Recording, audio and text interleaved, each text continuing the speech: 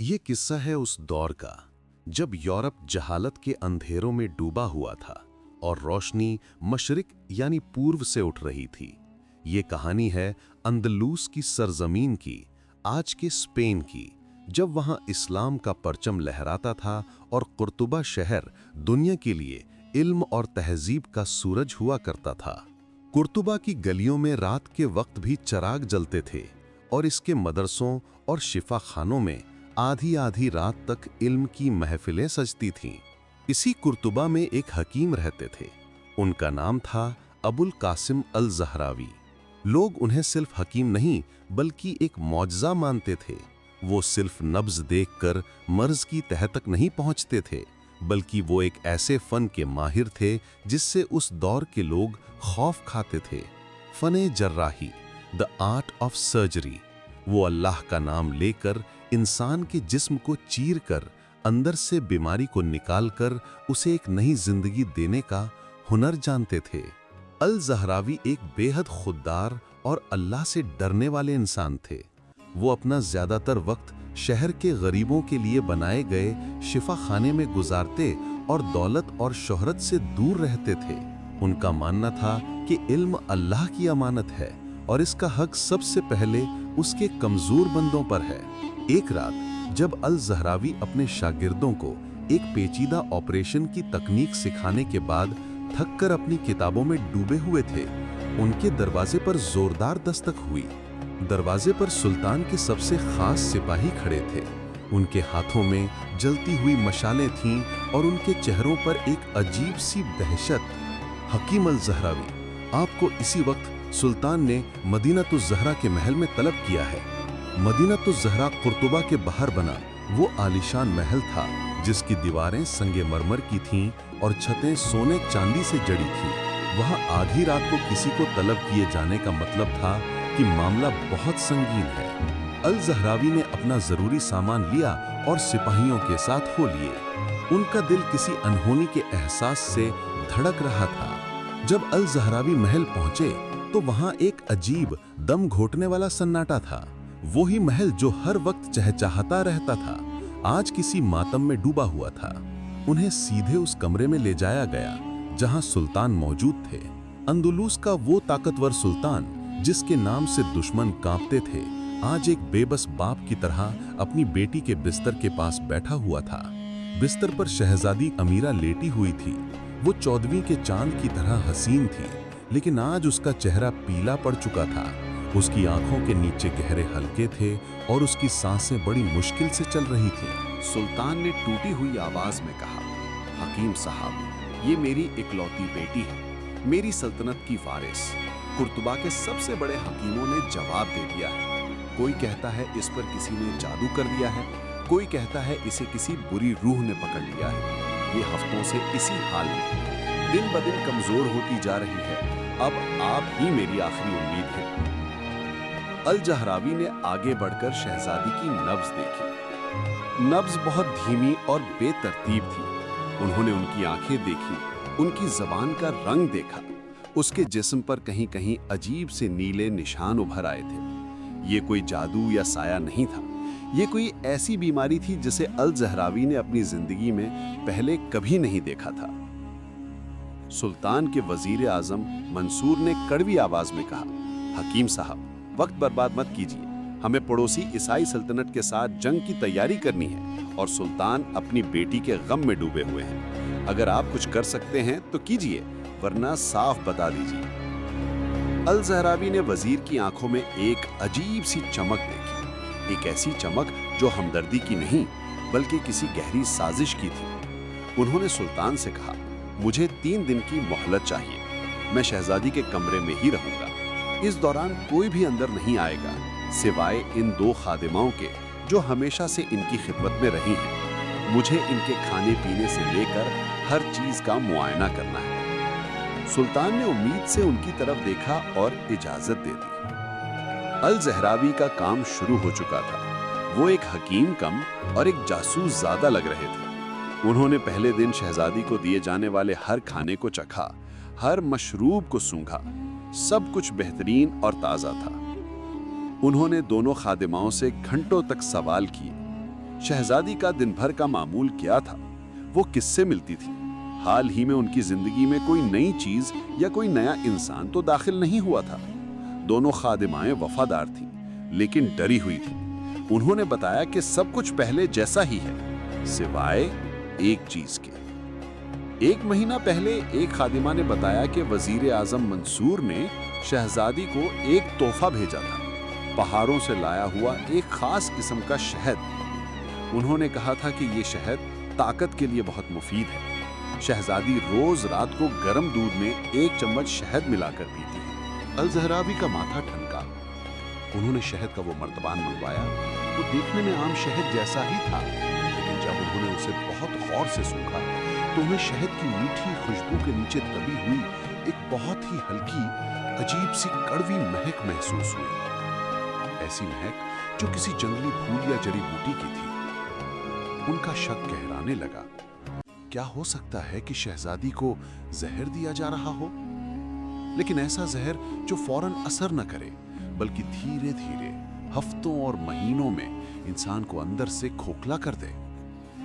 रात में जब सब सो गए, अल-ज़हरावी उस शहद का एक बहुत छोटा सा कतरा लेकर अपने साथ लाए खरगोश को चटाया।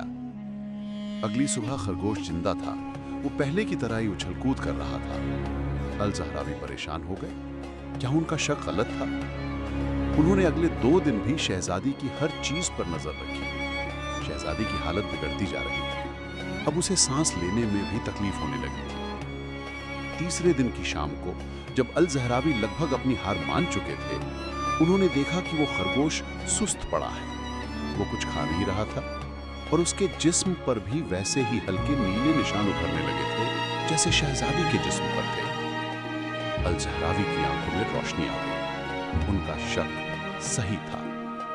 ये एक बहुत ही पेचीदा और धीमा असर करने वाला जहर था। ऐसा जहर जिसका जिक्र उन्होंने किसी पुरानी यूनानी किताब में पढ़ा था। एक ऐसा जहर जिसे खामोश मौत कहा जाता था और जिसे अंदलुस के पहाड़ों में पाए जाने वाले एक बहुत ही नायाब बैंगनी फूल से तैयार किया जाता था। अब उनके सामने 2 चुनौतियां थीं। पहली, इस जहर का तोड़ तैयार करना, और दूसरी, ये साबित करना कि ये जहर वजीर आजम मंसूर ने ही दिया है, जो सल्तनत का दूसरा सबसे ताकतवर इंसान था। अल-ज़हरावी ने फौरन अपने एक शागिर्द को उस बैंगनी फूल की तलाश में पहाड़ों पर भेज दिया और खुद अपनी सबसे पुरानी और नायाब किताबों के वर्क पलटने लगे। आधी रात के वक्त उन्हें एक फारसी तर्जमे वाली किताब में वो चीज मिल गई जिसकी उन्हें तलाश थी। उसमें लिखा था कि इस जहर का तोड़ भी एक जहर ही है। रेगिस्तान में पाए जाने वाले एक खास किस्म के बिच्छू के डंक में मौजूद जहर को अगर बकरी के दूध और कुछ जंगली जड़ी बूटियों के साथ एक खास तरीके से मिलाया जाए तो वो खामोश मौत के असर को काट सकता है। लेकिन इसमें एक बहुत बड़ा खतरा था। अगर मिकदार जरा सी भी कम या ज्यादा हो गई तो ये तोड़ खुद एक कातिल दवा बन सकता था जो मरीज को एक पल में खत्म कर दे। उसी वक्त उनका शागिर्द वो बैंगनी फूल लेकर आ गया। अल-ज़हरावी ने फूल को मसल कर उसके रस की जांच की और उनका यकीन 100% पक्का हो गया। अब वक्त नहीं था। शहजादी की सांसें उखड़ रही थीं। अल-ज़हरावी ने अपनी जिंदगी का सबसे बड़ा जुआ खेलने का फैसला किया। उन्होंने अल्लाह से मदद की दुआ मांगी और वो तोड़ तैयार करने में लग गए। जब दवा तैयार हुई तो सुबह हो रही थी। जैसे ही अल-ज़हरावी दवा लेकर शहजादी के कमरे की तरफ बढ़े, सामने वजीर मंसूर अपने सिपाहियों के साथ खड़ा था। बस कीजिए हकीम साहब, मंसूर कर्जा, 3 दिन में आपने शहजादी को मौत के मुंह में पहुंचा दिया है। अब आप ये कौन सी नई दवा पिलाकर उन्हें पूरी तरह खत्म करना चाहते हैं? सिपाहियों, इस हकीम को गिरफ्तार कर लो। ये दुश्मन सल्तनत का जासूस है और शहजादी को कत्ल करने आया है। उसी वक्त सुल्तान भी वहां आ गए। वो पूरी तरह टूट चुके थे। अल-ज़हरावी ने चिल्लाकर कहा, ए अंदलुस के सुल्तान, आपकी बेटी को कोई बीमारी नहीं हुई, उसे जहर दिया गया है। एक ऐसा जहर जो धीरे धीरे असर करता है, और ये जहर इस शहद में मिलाकर दिया गया है जो आपके वफादार वजीर ने तोहफे में भेजा था। ये सुनकर दरबार में सन्नाटा छा गया। वजीर मंसूर ने कहका लगाया, सुल्तान देखिए, ये हकीम अब पागल हो गया है। अपनी नाकामी छुपाने के लिए मुझ पर इल्जाम लगा रहा है। सुल्तान उलझन में पड़ गए। एक तरफ उनकी बेटी की बिगड़ती हालत थी, दूसरी तरफ उनका सबसे भरोसेमंद वजीर, और तीसरी तरफ एक हकीम जिसका दावा पागलपन जैसा लग रहा था। तब अल ज़हरावी ने अपनी जान दांव पर लगा दी। उन्होंने कहा, सुल्तान, मेरे पास वक्त नहीं है। अगर ये दवा अगले 1 घंटे में शहजादी के हलक से नीचे नहीं उतरी तो दुनिया की कोई ताकत उसे नहीं बचा पाएगी। मैं अपनी जान की शर्त लगाता हूँ, आप ये दवा शहजादी को पिलाने की इजाजत दें। अगर सूरज निकलने तक शहजादे की आंख नहीं खुली तो आप बिना कोई सवाल किए मेरा सर कलम कर दीजिएगा, और अगर वो बच गई तो फिर आपको अपने असली दुश्मन का चेहरा खुद ब खुद नजर आ जाएगा। एक लंबी तकलीफदेह खामोशी छा गई। सुल्तान ने अल ज़हरावी की आंखों में देखा। वहां न कोई डर था, न कोई लालच। वहां सिर्फ एक यकीन था, अपने इल्म पर और अपने अल्लाह पर। फिर सुल्तान ने वजीर मंसूर की तरफ देखा। उसकी आंखों में घबराहट साफ नजर आ रही थी। सुल्तान ने अपना फैसला सुनाया। हकीम को दवा पिलाने की इजाजत दी जाती है। अल ज़हरावी ने बिस्मिल्लाह पढ़कर दवा का प्याला शहजादी के होठों से लगाया। दवा पिलाने के बाद इंतजार का लम्हा शुरू हुआ। हर एक पल एक सदी जैसा लग रहा था। कमरे में सिर्फ शहजादी की धीमी सांसों और घड़ी की टिक टिक की आवाज थी। सुल्तान वहीं जमीन पर बैठे अल्लाह से दुआ कर रहे थे। वजीर मंसूर का रंग पीला पड़ चुका था और अल ज़हरावी की नजरें एक पल के लिए भी शहजादे के चेहरे से नहीं हटी थीं। रात ढलती रही और फिर जब कुर्तुबा की मस्जिद से फज्र की पहली अजान की आवाज गूंजी और आसमान पर सुबह की पहली किरण फूटी, शहजादी अमीरा की उंगलियों में हल्की सी हरकत हुई। उसने बहुत धीरे से अपनी आंखें खोली और एक बहुत ही कमजोर आवाज में पुकारा, अब्बा जान। सुल्तान अपनी बेटी की आवाज सुनकर ऐसे दौड़े जैसे कोई प्यासा पानी की तरफ दौड़ता है। कमरे में मौजूद हर शख्स की आंखों में आंसू थे। शहजादी बच गई थी। अल ज़हरावी का इल्म जीत गया था। उसी वक्त वजीर मंसूर ने चुपके से भागने की कोशिश की, लेकिन सिपाहियों ने उसे पकड़ लिया। बाद में जब उससे सख्ती से पूछताछ की गई तो उसने अपना गुनाह कबूल कर लिया। वो पड़ोसी सल्तनत के साथ जंग चाहता था ताकि उसकी ताकत और बढ़े। उसे पता था कि शहजादी की मौत से सुल्तान टूट जाएंगे और सल्तनत कमजोर पड़ जाएगी, और फिर वो जंग के लिए आसानी से सबको राजी कर लेगा। अगले दिन सुल्तान ने अल ज़हरावी को दरबार में बुलाया और कहा, मांगिए हकीम साहब, आप क्या मांगते हैं? आप चाहें तो मैं आपको आधी सल्तनत दे सकता हूं। अल ज़हरावी ने बड़ी आजिज़ी से मुस्कुरा कर कहा, सुल्तान, जिंदगी और मौत देने वाली जात सिर्फ अल्लाह की है। इल्म उसका दिया हुआ है और हाथ मेरे भी उसी के हुक्म से चले।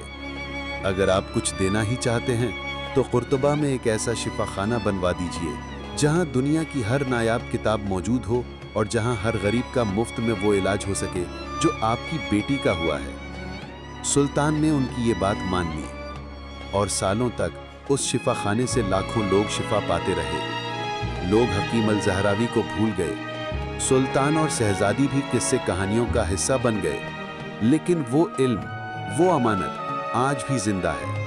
ये कहानी हमें सिखाती है कि सच्चा इल्म वो है जो दौलत और शोहरत के लिए नहीं, बल्कि इंसानियत की भलाई और अल्लाह की रज़ा के लिए हासिल किया जाए।